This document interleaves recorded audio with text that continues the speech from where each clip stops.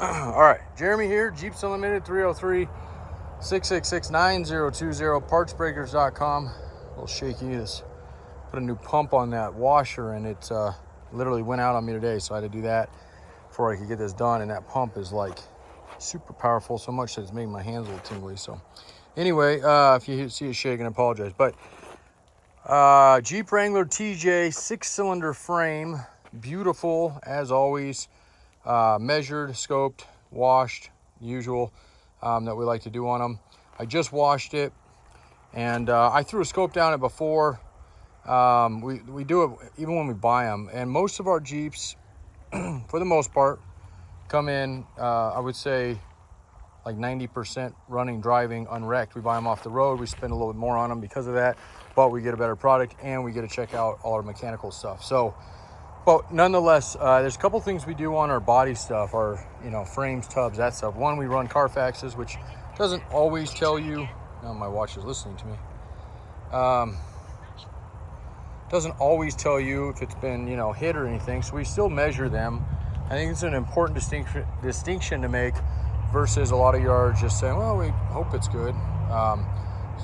And usually there's a plus or minus there, but put them on a level pad. There's a couple ways we measure them out. We actually have a jig we put on them. So this one came out perfect, just like we thought it would. And it really is a nice, clean, grade A frame. So I'm going to show you everything on it. Just walk through it. You're not going to see me stop a lot. I usually only stop on things that are like, oh, look at this, that kind of thing. So if there's something I miss or you want me to get back to closer ups or anything like that. Unfortunately, my scope doesn't record, but we did have one. We are ordering one that will. Those are a little more boring because it's literally looking through a tunnel, but it's still nice to see some of the areas that are more problematic. So used to be those were a little bit more spendy. A good quality one is still very spendy, and that's what we got. We got one coming in from Matco. So, but for now, this is what we got. So again, 6-cylinder frame. So these mounts here, that guy and this guy, on a 4-cylinder are moved back. So you can use this frame on a 4-cylinder, but I happen to have both 9702 4-cylinder and 0306 4-cylinder at the moment. So there would be no need for you to do that right now. Sometimes we don't have one or the other. And if you're in a bind, in a hurry, that sometimes is the best option to go. But since we do, I would just stick with what it is. Just call me because those frames have not been listed. Frames and not so much TJ tubs. YJ, CJ tubs are this way, but TJ tubs I usually do get listed on the site. TJ frames, on the other hand, do not. Usually these sell prior to us getting them listed. There's usually somebody waiting out there for them or somebody who's just called, and that's kind of the case here. We're basically doing what we would call like a final approval video, and we send this off. So if you ever buy a frame from us, you can expect to get a video. And it's usually me doing the sales, but if one of my guys ever does them and he doesn't give you that or an option even to have that, raise a hand there, because it's something that I not only insist require my guys to do, but I insist you to ask for it. It's just important. You can't see everything in photos. So all right, so I'm kind of gibber-yabbing as we're talking here. The only things on this particular frame that you will have to address are going to be these shock mounts. And it was a crummy design. I'm not saying they're all like this, but I would say 70% even on a nice clean frame are going to be this way. And there's something called a T-bar eliminator. Okay, it's a kit you can buy. They're fairly cheap. Or you can simply weld on nuts again and do it the way they came. They come with a welded nut on the top, but it's not only a difficult place to access if you happen to snap one off, which is what happens a lot. And you have to, at that point, it's like, it's kind of a pain in the ass. So it's crucial that, and I would highly recommend, even if you're a shop doing this job for a customer, going online. If you can't find them, give me a holler. I can at least point you the right direction. We don't sell them, but I can tell you which ones to get or who's selling them from now, whatever. I think TerraFlex was making for a while, but anyway, essentially it just eliminates that from being a problematic area in the future, especially if you're in a rusty area. So all the browning you see on this particular frame is more or less just oxidation. There's no flaking, no material. Integrity of the frame is still 100%. You obviously have a little brownie here, whereas this one's just getting a little more rougher. I always like to see them a little bit smoother, but again, we're mainly looking, this is exterior stuff, right? When you get down into this frame, one thing I really liked about it is the inside of it, whether it be here or in this really problematic area, especially in the Midwest, East Coast. This is the area that loves to rust out on them. This and these back horns here. And then of course you'll have occasionally this area where the skid plate goes, and I'll flip it over here in just a second and show you that. Front area is usually pretty solid on these, although they like to wallow out the holes up here for your radiator, having a blank here, support, essentially your grill, where that goes. And even on the rest of these are all real nice circular ones. That's what you want, although not the end of the world if it was a little bit on your particular frame you're working on. If that was the reason, I wouldn't do a frame swap. It's typically when they're wrecked, bent, obviously rusty. Matter of fact, I don't think it's here anymore. We just did a customer's frame, and holy crap. So it was absolutely nasty. It was literally, I mean, snapped in half. So that's not uncommon. I see that a lot. So anyway, we don't sandblast them, we don't paint them, we don't powder coat them, we don't fill them with anything. We don't doctor them up in any way, shape, or form. One of my things I'm always really prideful on is that these are undoctored frames. Yes, would it look nice in this video to have a nice fresh coat of paint? Sure.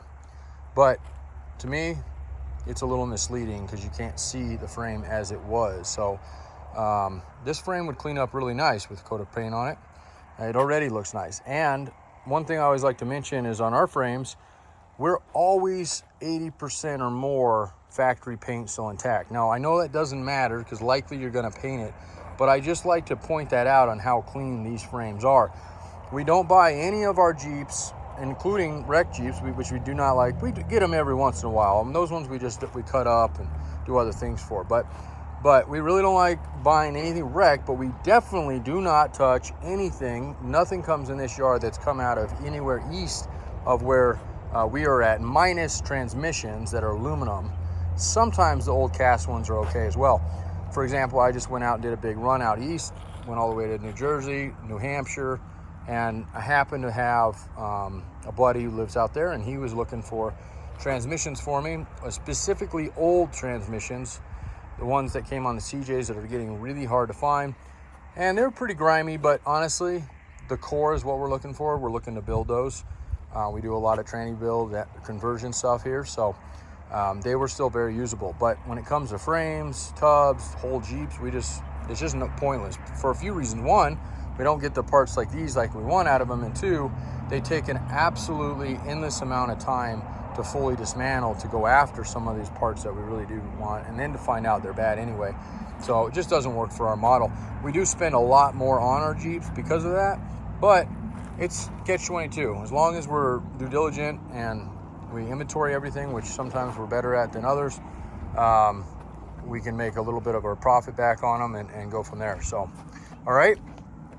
So I don't think there's anything other than the shock mounts that are really pointing out, at least on the top side to me. Nope, I already got some photos of the top. I'll get some photos of the bottom, and I'll upload this video. I'm gonna put the phone down just briefly, and I'm gonna flip her over, okay? Takes two hands to do it. Used to be able to do it with one, but I got a shoulder injury right now, so.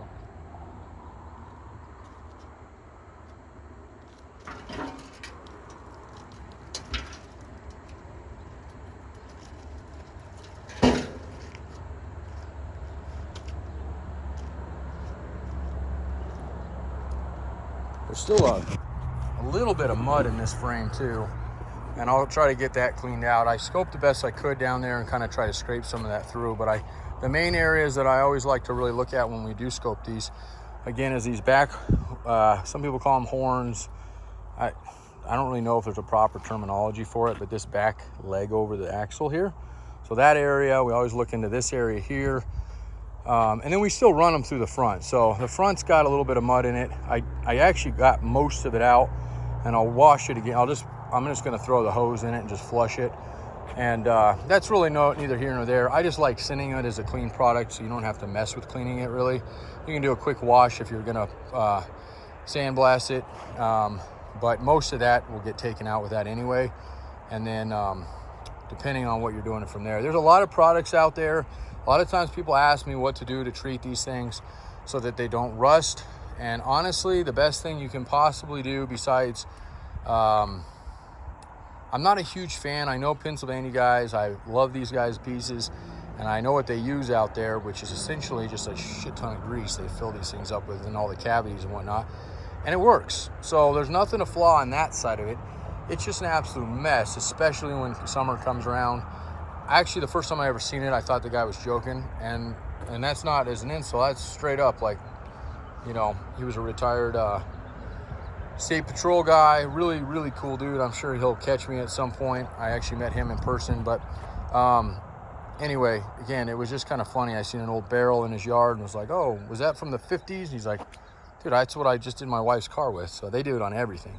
Fill up door panels. I said, that's got a leak in the summer. And he said, oh yeah, it drips right out, makes a mess. So anyway, besides that, which does work, that absolutely is a way to preserve a frame. So don't discount it if you're okay with just cleaning up a little bit at the end of the year or at the end of the season for winter. But obviously the other thing is that if you're building a Jeep like this, you want to use it, and winter is the time you usually want to use it. If you can avoid using it in the winter, it's going to last a lot longer. It's the salt that they put on the roads that mainly is what kills these frames. Coastal areas will do it too, especially beach buggies and beach Jeep, stuff like that. But the rust that I see that cooks these frames the worst, or roaches them the worst, is just the shit they put on the roads. Excuse my French. So obviously an avoidance is always a good idea, but sometimes unavoidable. Plus, who wants to put all this money into something you can't use? So that's not really an option. And then the third thing is just, again, and I don't really get into Pour 15 and stuff like that, but a lot of people will do that. My recommendation personally is, if you're going to use it in the wintertime, there's some products out there. They're fairly cheap. They're a couple bucks. You can literally put a garden hose and it'll just, I mean, you can do it without buying these too, but this thing kind of just sprays kind of outwards, and you can hit your holes. And if you do that once every couple weeks, you probably would be surprised at how much longer you can get a frame to last. Now, you're still going to have issues with the undercarriage of your Jeep, so there's always going to be that. And then that's where that powder coating stuff, Pour 15, and even some insulation, and then possibly even some better clean outs, because that's one of the faulty things about these frames. They really don't have a place for things to escape. Like if you look at this area here, this is a real common area for them to rust, right? There's nothing in this area. You got to remember, there's going to be bolts in there where your cross member goes.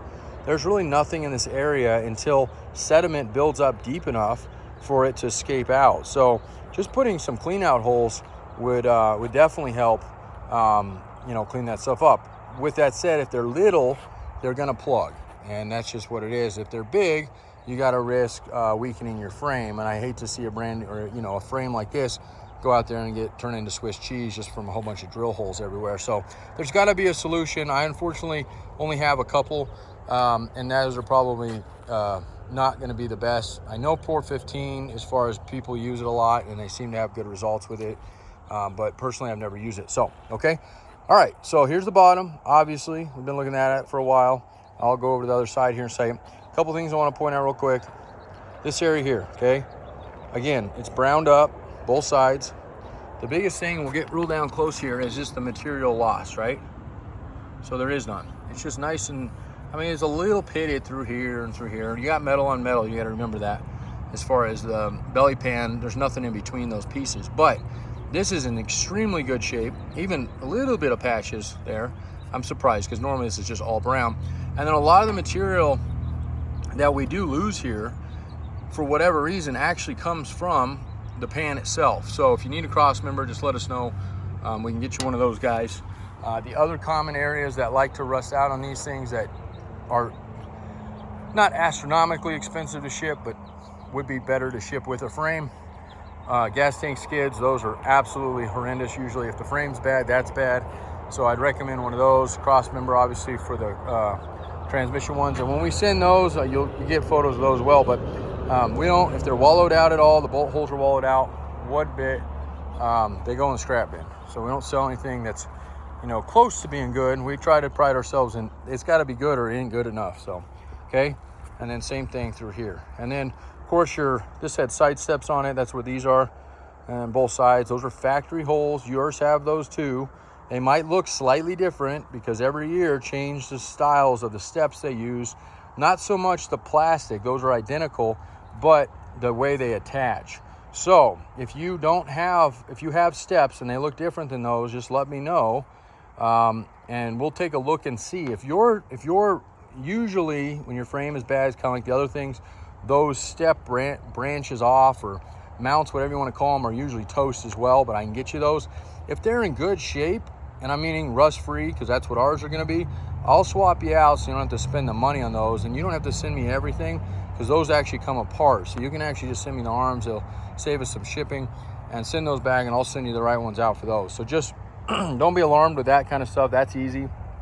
It's just the motor mounts that require moving. If you have a 4-cylinder, which we don't in this case, yada, yada, yada. So, okay. So I think that's it. I'm going to straighten her up here, and it's a picture to the bottom here. I have one more frame that I'm going to be able to put up that I didn't know if we were going to part yet. I'm just going to mention it real quick because 6-cylinder frames they're the fastest thing we sell in this yard. So, and actually there's a 4-cylinder frame next to it that is super grimy, but hopefully, and I think it will. This was an Arizona Jeep, the one on the ground. This is a 4-cylinder, so I'm going to show you this one. Well, I'll show you how ugly it is at the moment, but this thing should clean up nice. And if it doesn't, then we'll downgrade it. The only grades we do on our TJ frames is A and B. When you get into C's, that's going to be a C frame is a cut frame, okay? C frame is going to indicate that we're selling you a back half, a front half, a middle section, yada, yada, yada, okay? And that's not something we really do out here. We don't like to cut our frames up. Why would we cut a frame up? Well, we would cut a frame up if we take this frame, for example, we measure it and something is slightly off, even enough that's out of spec, plus or minus, they have, as far as our measurements on these go, if it's out at all, we don't try to straighten them. It is what it is. It's unfortunate for us. We cut them up, and there's a lot of guys out there that are wanting the rear 3/4 frame is usually how we sell them, or the front half. They've been hitting the front or something. So that's about the only way we do that. The back half for motors doesn't matter. So that, if we cut it right behind the motor mounts all the way back, that would fit on a 4 or 6-cylinder 9702 in this case. So that would be a reason. Now, I don't suspect that on this one, but it's so dirty. You can see how much, look at the belly pan there. It's got probably an inch of mud and just grime sitting on this thing. So it until we get through it, and we don't know. Now, what would, besides it being bent, what else would do it? Well, pinholes. Unless there's one frame out here actually on a late 03 to 06 that I have that's got, and it was when I scoped it that I seen it, right where the belly pan goes, there was a couple literally pin size holes starting to show up. So, and when I came through it with the camera, I seen it, and then I hit it with that 4,000 PSI, and I started to get a little bit more out of it. And it turned out to be about the size of a pin tip, and it was kind of weird. It was exactly on the same spot, both sides. So now usually in that one, you get something like that, we potentially, and we still could on that one, cut that one. But that frame, the back horns, the front half is absolutely beautiful.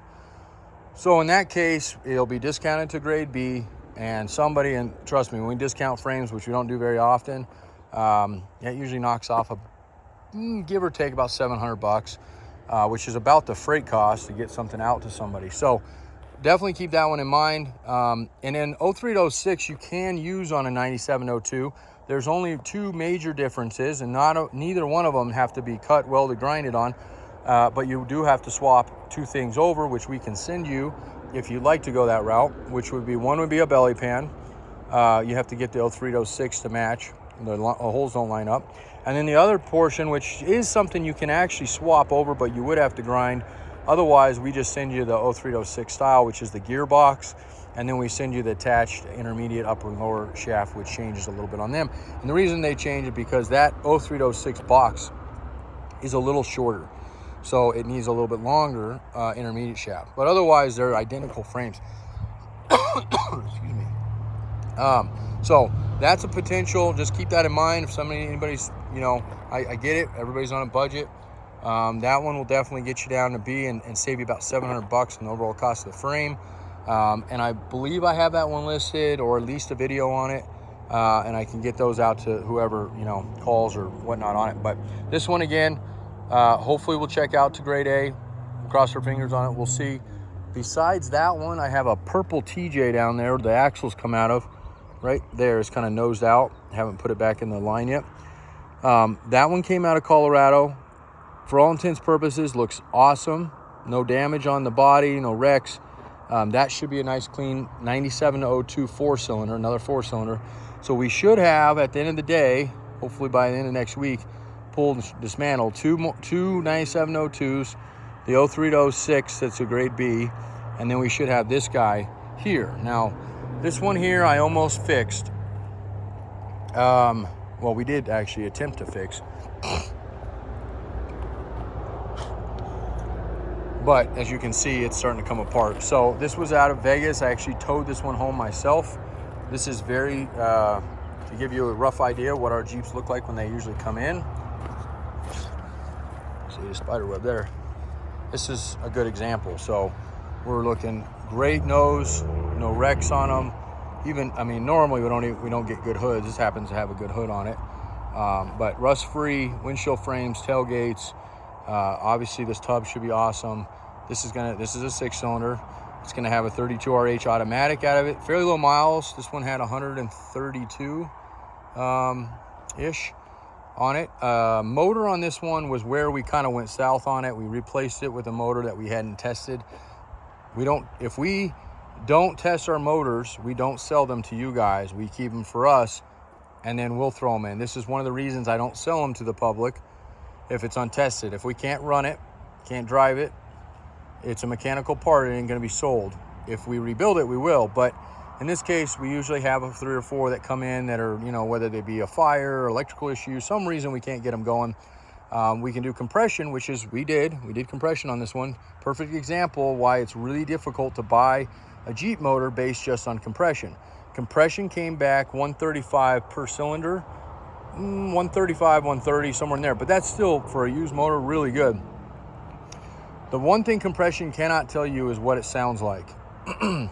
When I got this thing in, I've had a couple guys look at it, customers. I probably could have sold it that way, but again, I'm a little bit anal when it comes to this stuff. I could hear a lower end knock in it, and that's what a compression's not necessarily going to give you. It's likely got lower bearings going bad in this motor.